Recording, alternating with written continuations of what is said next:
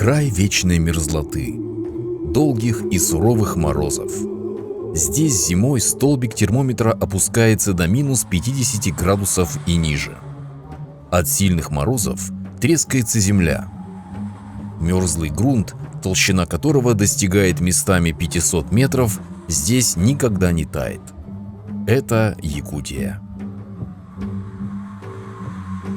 Здесь песчаные массивы тянутся на многие километры. Перевеиваемые ветрами, белые пески образуют цепи дюн. Летом поверхность песков нагревается до 70 градусов тепла, а на глубине 5 метров здесь круглый год держится нулевая температура. Это тоже Якутия. Тукуланы. Так называется эта песчаная пустыня на вечной мерзлоте. Уникальное явление, малоизвестное и до конца не изученное.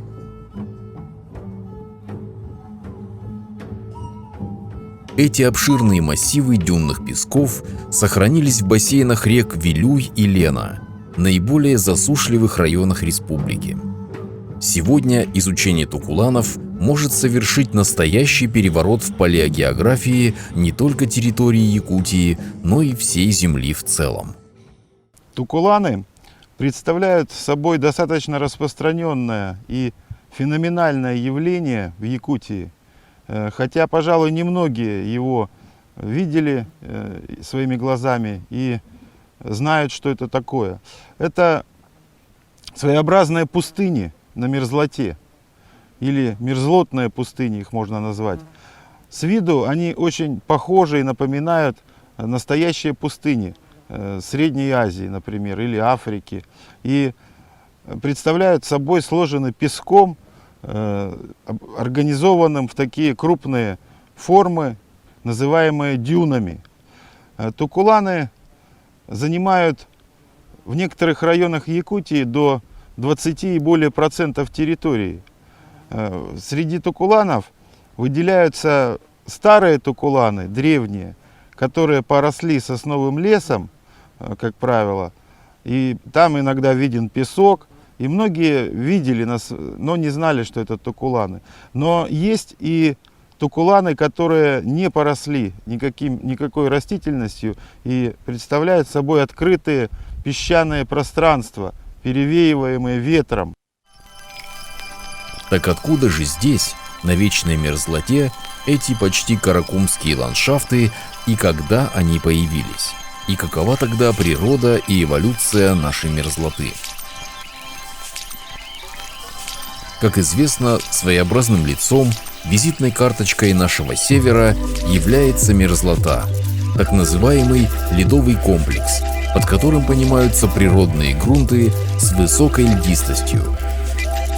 Мерзлые жильные образования пролегают от арктических островов до Северного Забайкалья. Долгое время считалось, что эти мерзлые грунты имеют исключительно водное происхождение, и возникали они при значительном затоплении территории в результате подпруживания пролены верхоянскими и арктическими ледниками, или объяснялись деятельностью многолетних снежников. Эта теория была официальной. Однако широко распространенные в Центральной Якутии эоловые песчаные отложения свидетельствовали о сухих, пустынных условиях ледниковой эпохи. Это совершенно не стыковалось с теорией существования здесь крупного пресноводного моря. Не вписывались в водную теорию и многочисленные кости, и даже неплохо сохранившиеся целые фрагменты древних животных, которые постоянно обнаруживались рядом с вертикальными жилами.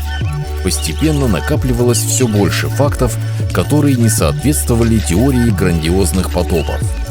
Результаты изучения палеоклимата свидетельствовали, что в периоды похолоданий происходило иссушение климата и сокращение осадков. В 1970 году доктор географических наук, специалист в области мерзлотоведения Савелий Владимирович Тамирдиара выдвинул конденсатно-ветровую теорию происхождения мерзлоты.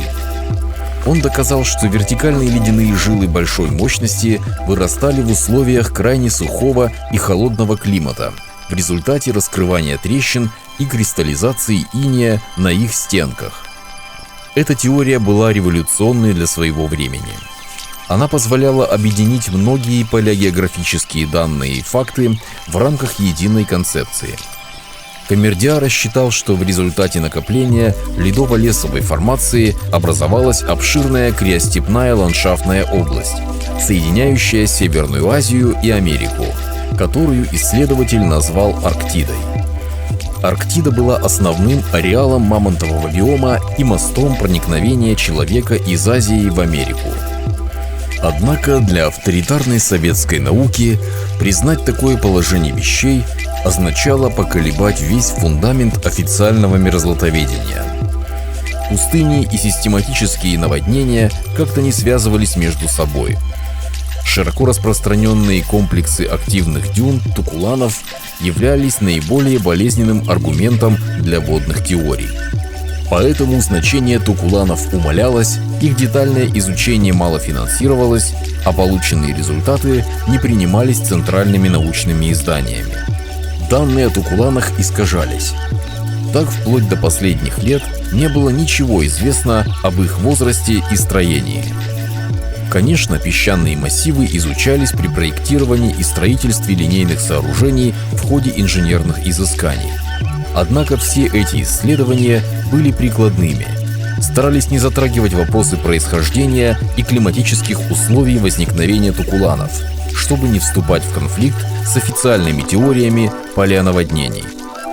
Возникновение масс песка также связывались с наводнениями, речными и морскими наносами. Считалось, что ветер лишь недавно слегка перевеял эти наносы, превратив их в дюнообразные формы. Поэтому тукуланы и остаются до настоящего времени наименее изученным объектом региона, так называемым terra incognita.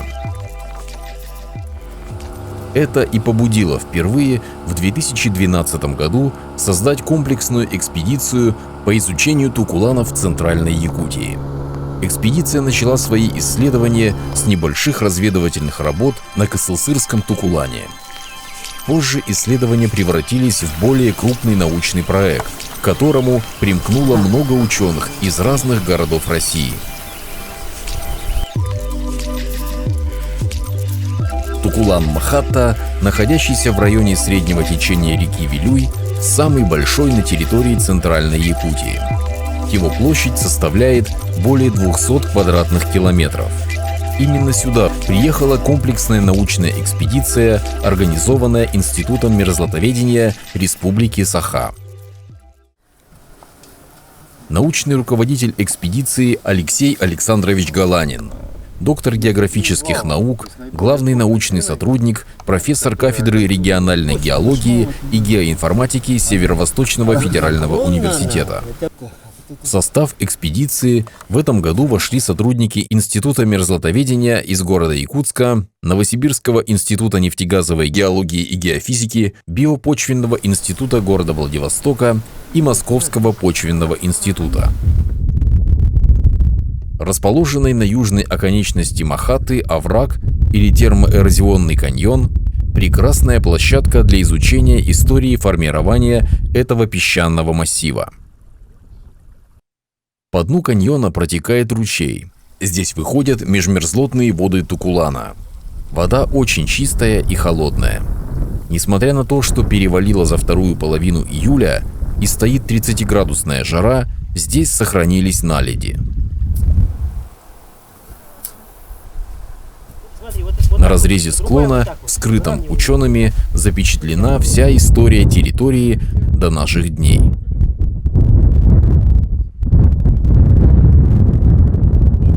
В основании разреза лежит меловой песчаник, возраст которого не менее 65 миллионов лет.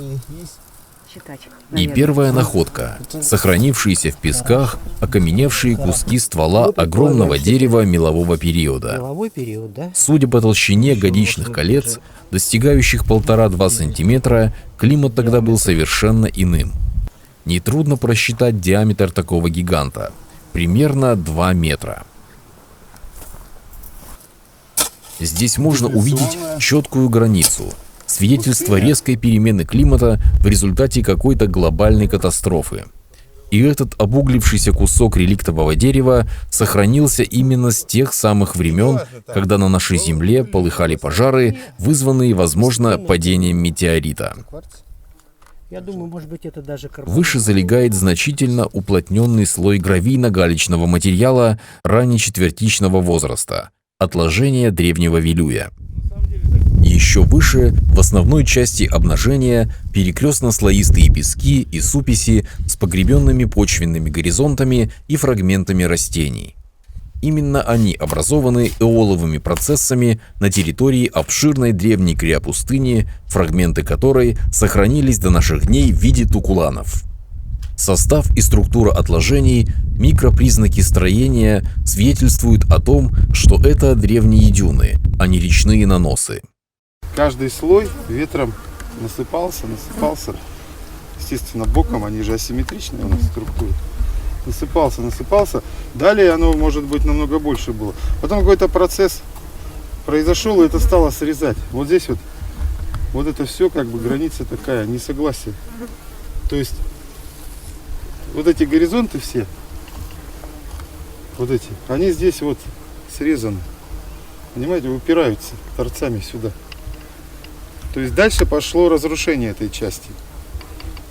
Как бы такое вот структурное несогласие. И вот эта вот перекрестная слоистость именно в дюнах, вот этот термин, в этом и заключается. Это не горизонтальная слоистость, а в том, что вот было так, а потом вот так пошло. А потом опять может так пойти. Потом срезается. То есть это как бы вот процесс дюна образования. Дюна накапливается, потом часть ее может вырезаться котловиной выдувания. И на нее новая дюна набрести. Еще совсем недавно, примерно 20 тысяч лет назад, вся наша территория, очевидно, представляла собой такую сложную мозаику, образованную сочетанием дюнных массивов и растительного покрова. Накопление дюнных отложений наглядно показывает борьбу песков и растений. Иногда флоре удавалось на некоторое время закрепить движущиеся пески и подавить ветровые процессы. Затем климат и ветер брали верх, погребая почвенно-растительный покров под новыми толщами песка. О сухих условиях формирования дюн свидетельствует отсутствие в них льда. Он содержится здесь в минимальном количестве в виде инея, скрепляющего частицы песка. Остальное поровое пространство свободно ото льда и заполнено воздухом. Другим важным признаком крайне низкой увлажненности являются вертикальные жилы, заполненные сухим кварцевым песком. Это говорит о том, что здесь, как и везде, имело место сильное охлаждение грунта и его полигональное растрескивание. А в открывшиеся трещины затекала не вода, они заполнились сверху сухим песком. Это хорошо видно здесь, в шурфе глубиной 3 метра, который был выкопан прямо в песках тукулана Махатта. Вот тут есть такая вот вертикальная жила, заполненная песком. И самое интересное, вот этот вот жила и песок, который он заполнился, он идет сверху. То есть тут были такие холодные условия, когда происходили трещины, и все это вот заполнялось песком, который налегает сверху вот это вот горизонта. И она тут видна, вот как она росла, углублялась. И тут есть такие вот как бы каверны этих песков, которые сыпались отсюда вот по этой жиле. И вот эта вот жила тоже прослеживается на 1 метр в глубину. А здесь, на этом разрезе, много охристых отложений. Цвет охры варьируется от светло-желтого до красно-бурого. Тоже, хотя песок, вот видите, вроде бы был белый, вот он песок кварцевый. Вот он приобретает такой цвет за счет почвенного окисления. И вот в нем эти конкреции железа, таких сухих и жарких условиях, в общем-то, при поверхностных. Вот. Это мы здесь вот такая пестрая пачка. Также повсюду встречаются ожелезненные камни. Так как же устроены тукуланы? И почему они сейчас вызывают такой живой интерес в научных кругах? Как мы уже заметили, история тукулан – это история непрерывной борьбы растительности и песков. Строение тукулан представляет собой нагромождение дюн, гигантскую песчаную рябь, создаваемую ветром. Вот здесь мы видим, как вот эта бровка дюны ярко выраженная, и ее фронт, боковой склон начинает закрепляться травянистой растительностью.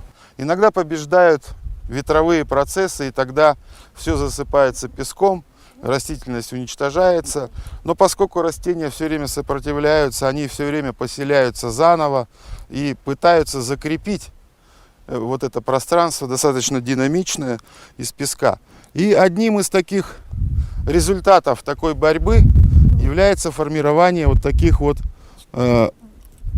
эолово-биогенных, то есть растительно-песчаных бугров, в которых древесные корни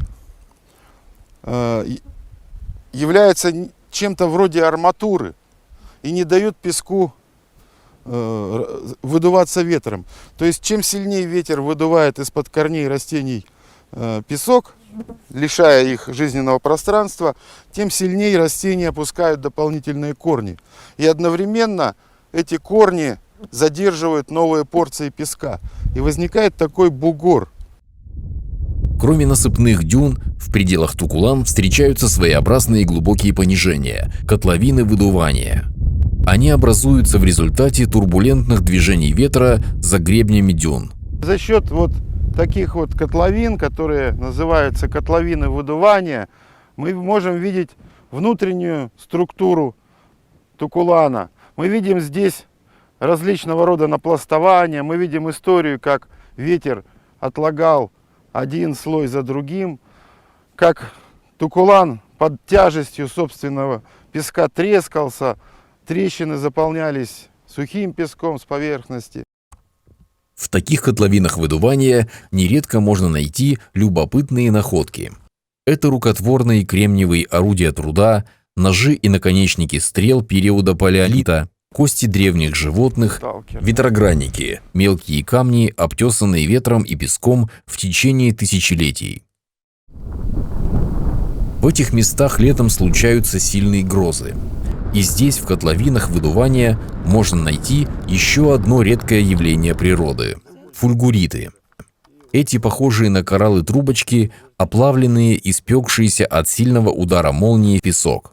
По сути, это очень хрупкое стекло, созданное самой природой. Их внутренняя поверхность гладкая и оплавленная, а наружная образована приставшими к оплавленной массе песчинками с посторонними включениями. Если аккуратно выкопать из песка фульгурит, что почти невозможно, по форме он будет напоминать ветку с многочисленными отростками.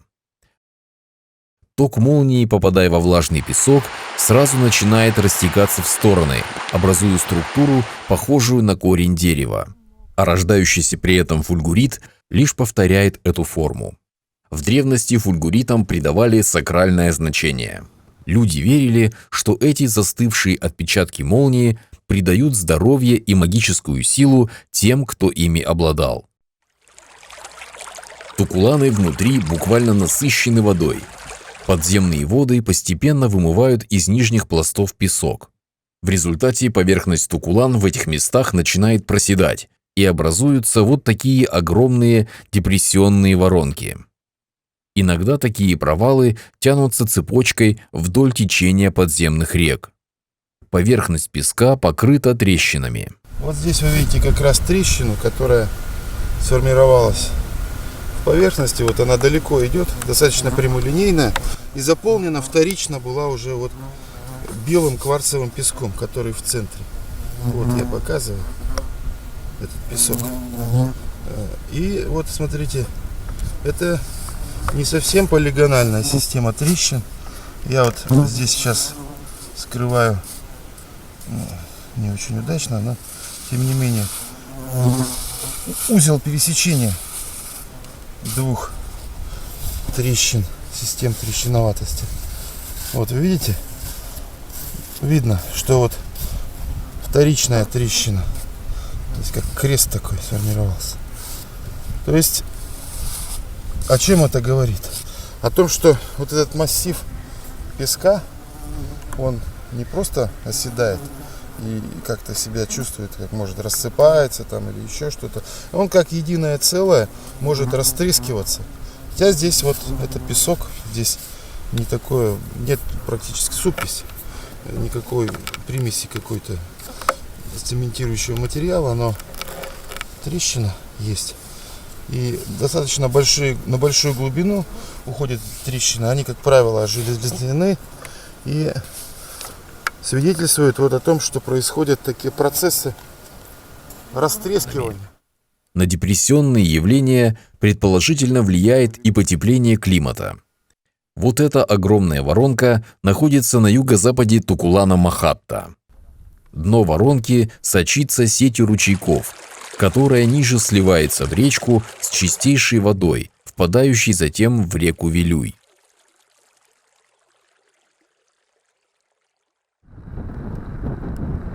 Местные жители всегда считали Тукуланы гиблым местом. Племена, занимающиеся охотой и рыбалкой, были очевидцами этой бесконечной борьбы, рождения и смерти растительного мира. Свидетельство движения дюн – эти мумифицированные стволы деревьев, когда-то погребенные под песком, появляющиеся в котловинах выдувания. Вот лет 500-600 назад это дерево росло, здесь была почва, кроме дерева росли какие-то кустарники, трава, то есть вид совсем был другим. Потом наступила дюна, засыпала это дерево полностью. Одна макушка, может, торчала, а может и ничего, даже не видно было. Дерево, естественно, погибло. И таким образом целый лес мог погибнуть, дюны их засыпали. И прошло какое-то время, ветер начал выдувать эту дюну, раздувать. И вот сейчас мы видим, как эти деревья, которые уже были погребены в песке, оказались на поверхности. Часто эти деревья, совсем другие виды мы находим, те, которые сейчас уже здесь не растут, а когда-то росли. Вот. Таким образом, около 500-600 лет назад здесь вот в Якутии наступил такой период расширения дюн, и связан он был с глобальным похолоданием, так называемый малый ледниковый период, который известен во всем мире.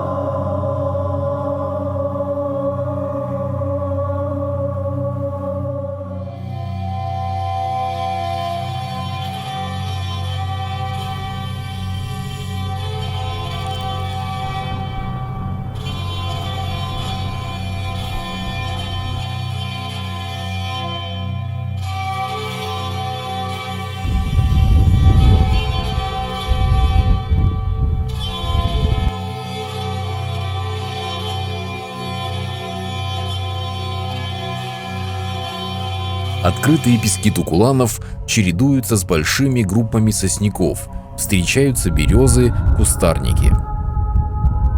А в таких ложбинках стока нередко даже встречаются небольшие мари.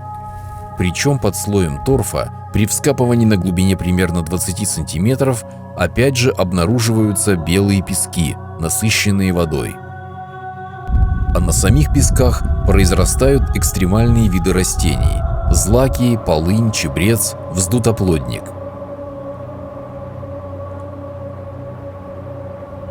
Растения в борьбе за жизнь приобретают здесь новые качества и причудливые формы.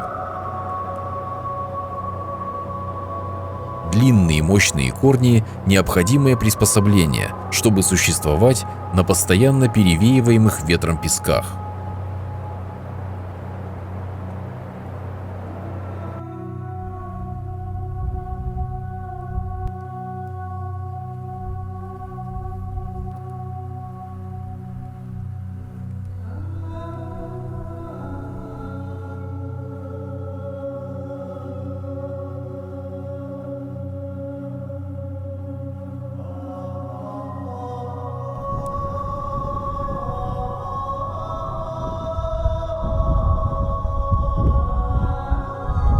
Вокруг корней растений нередко со временем нарастают такие чехлы, что характерно для растительного мира настоящих пустынь.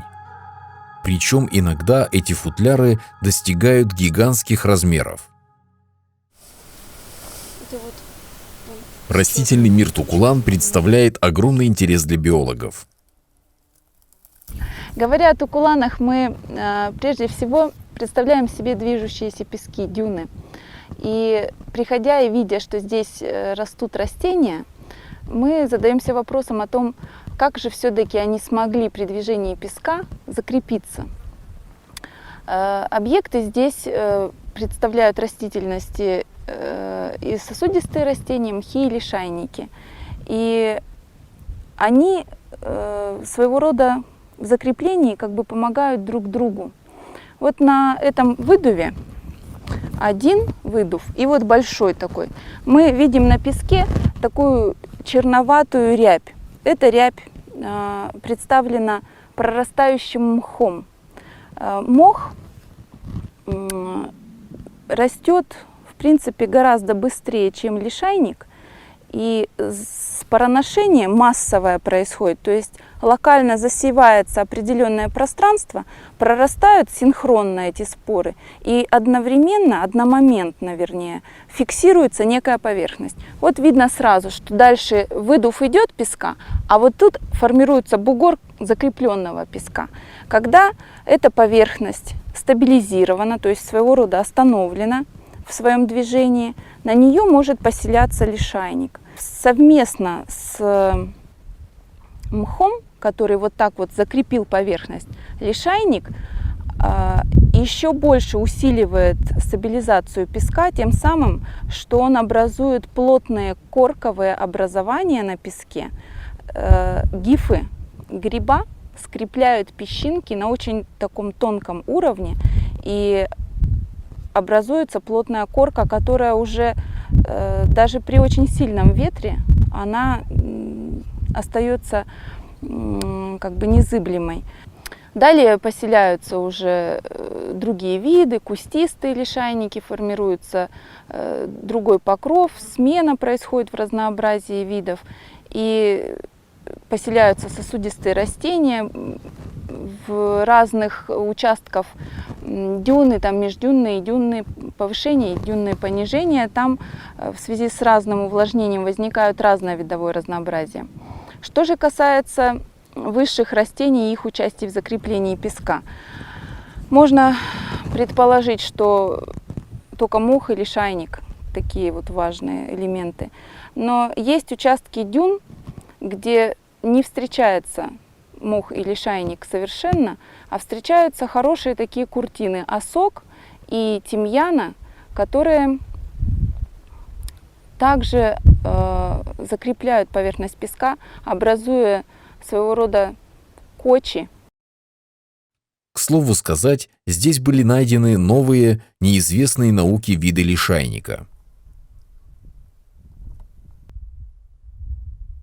Эти образования, которые ученые между собой назвали ведьмиными кольцами, тоже способ закрепления и выживания высших растений в экстремальных условиях.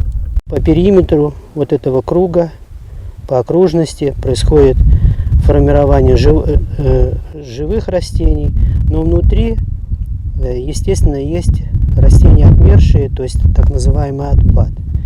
И это, собственно говоря, кочка фильтрует ветер, поскольку здесь гуляют ветры, над этим тукуланом происходит массоперенос пыли.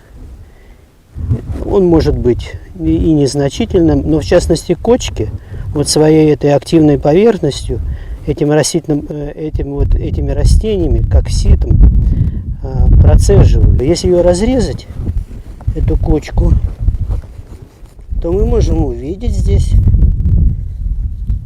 начало формирования почв. Вот на изломе мы видим такие комочки. Это какая-то первичная структура. То есть на корешках задерживаются фракции пыли, мелкоземистые фракции, фракции песка. Они пропитываются продуктами разложения вот этих вот опада, растительного опада. И таким образом начинает формироваться первый почвенный горизонт. Вот этот вот.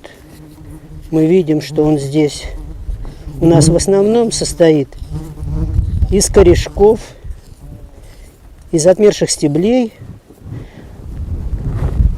Почвоведы его называют торфянистым. Примерно такой была, наверное, кормовая база мамонтов и шерстистых носорогов, а также других крупных млекопитающих, населявших эту территорию.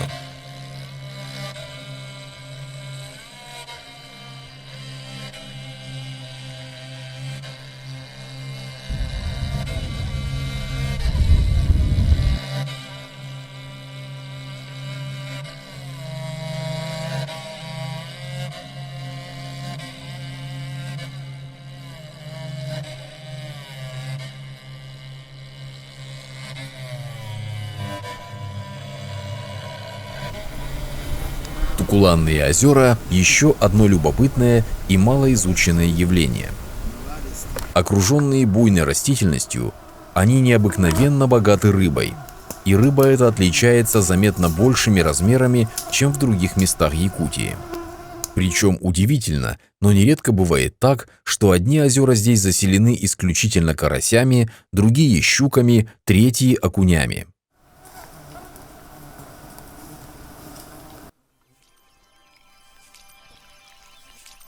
Одним из важнейших фундаментальных результатов работ 2015 года стало открытие нового для Якутии генетического типа озер, связанного с засыпанием русел и блокированием стока рек движущимися дюнными массивами. К данному подпрудно-эоловому типу можно отнести широко известное озеро Нежели в Кобяйском Улусе и множество более мелких. Значительное количество тукуланных озер и спущенных подпрудно-озерных котловин расположено в верхнем течении реки Эйм.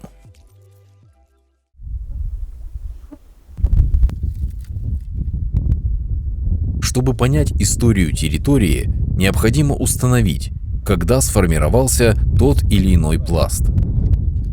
Для выявления возраста нужны органические материалы. Но пески, как правило, лишены органики. Это чистый кварц, хорошо промытый и отвеянный. И потому так важны здесь находки остатков древней почвы и корешков растений. На засохшем русле речки на краю Тукулана Махатта был вскрыт еще один разрез, богатый органическим материалом. Здесь наглядно можно увидеть четкую динамику эолово-аллювиальных процессов. Это лежит на торфе, вот на том торфе, который вот там вот хорошо вскрыт. Вот это вот белый песок, потом идет тут горизонтальный слой.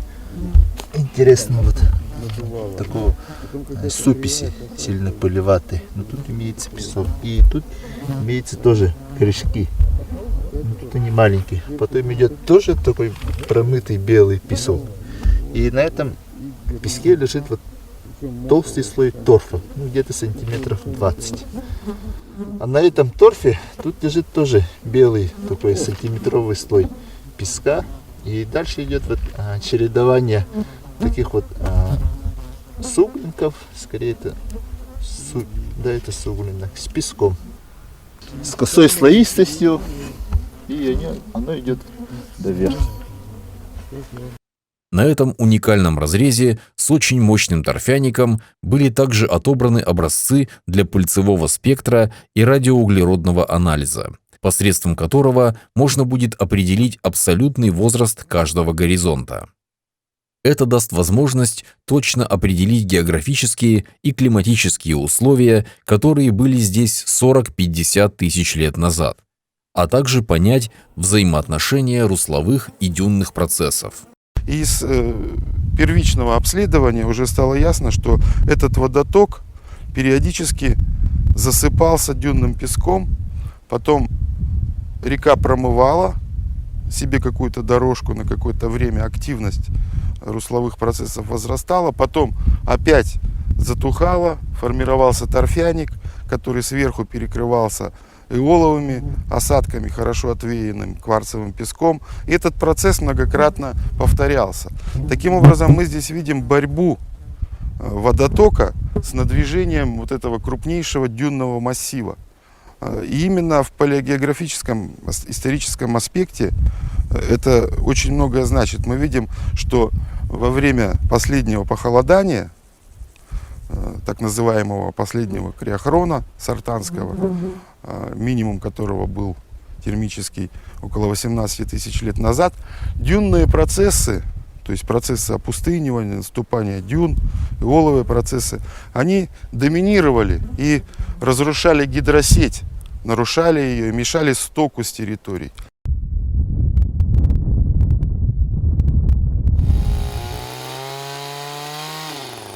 А это еще один способ изучения территории. Дороговизна, да и труднопроходимость мест не позволяет использовать в работе громоздкие буровые установки. Геодезистам приходится вручную бурить скважины глубиной до 10 метров. И кто после этого скажет, что у ученых сидячая и непыльная работа?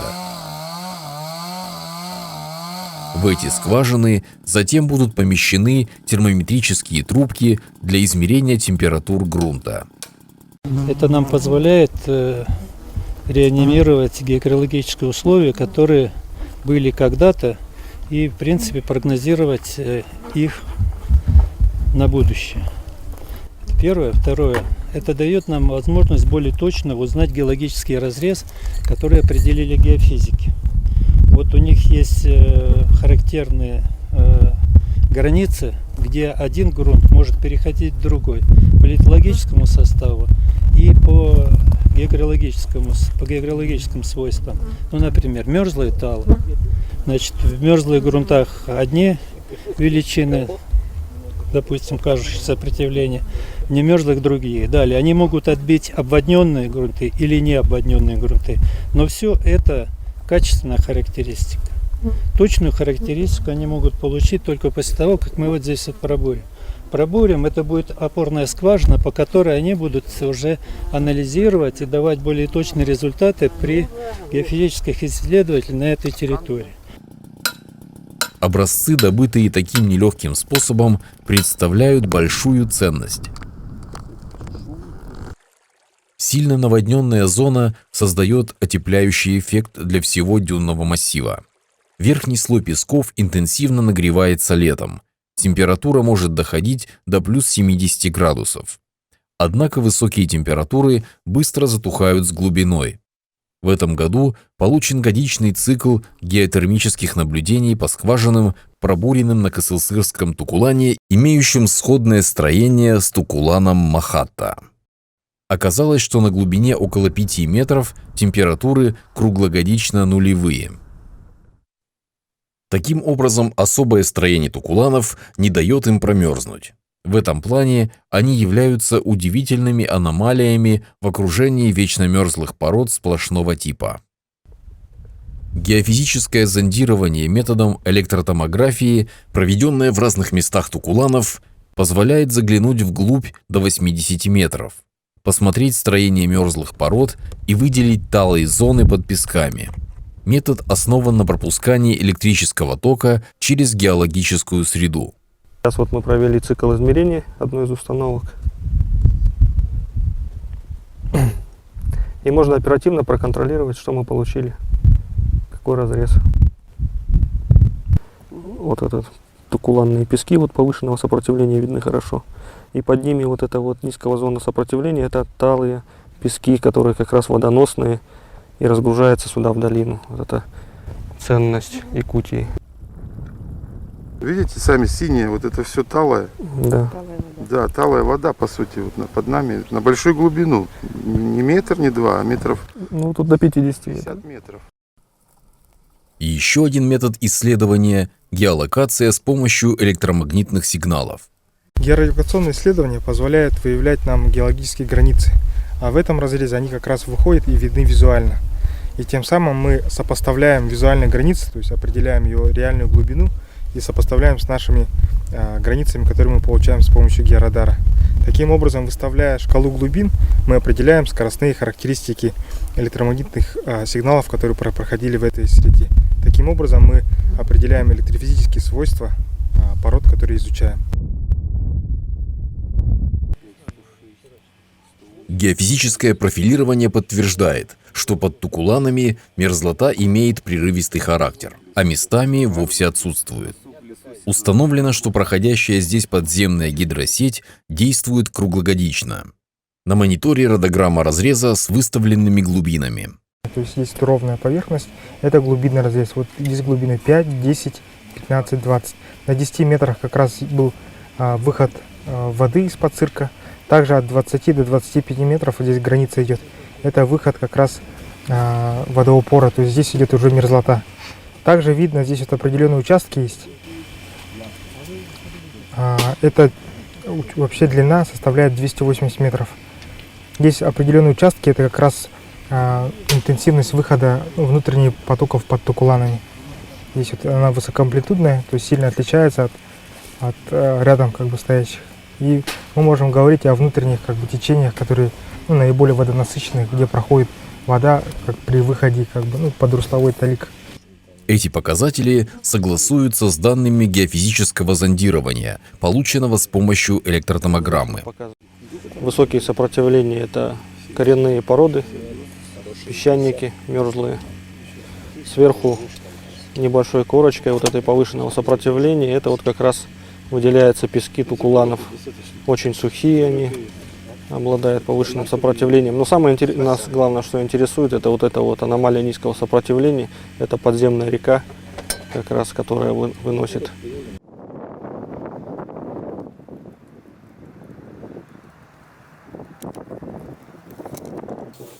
Позже в лаборатории Института мерзлотоведения в Якутске образцы органического материала были подвержены радиоуглеродному анализу. Таким образом был определен абсолютный возраст пластов. 1580 лет. Данные, полученные учеными, позволяют по-новому взглянуть на историю развития территории криолитозоны, ее наиболее континентальной части, а именно Центральной Сибири и Якутии. Здесь, по всей видимости, во время похолоданий происходило иссушение климата и расширение пустынь.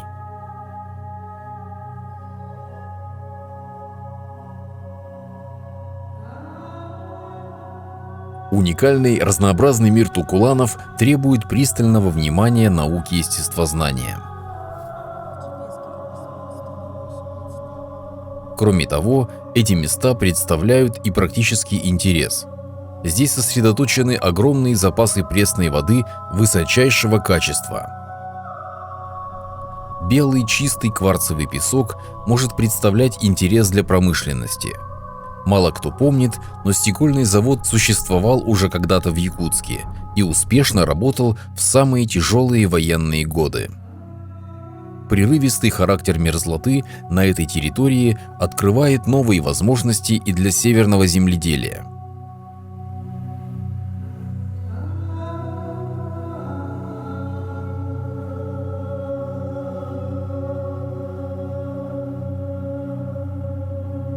Живописные дюны, источники чистой подземной воды, озера, богатые рыбой, разнообразные, порой уникальные пейзажи, таящие в себе необычные находки – все это делает эти места привлекательными и для туризма. Тукуланы – это природный феномен, в прямом и переносном смысле белые пятна в географии и истории Якутии. Исследования Тукулан продолжаются.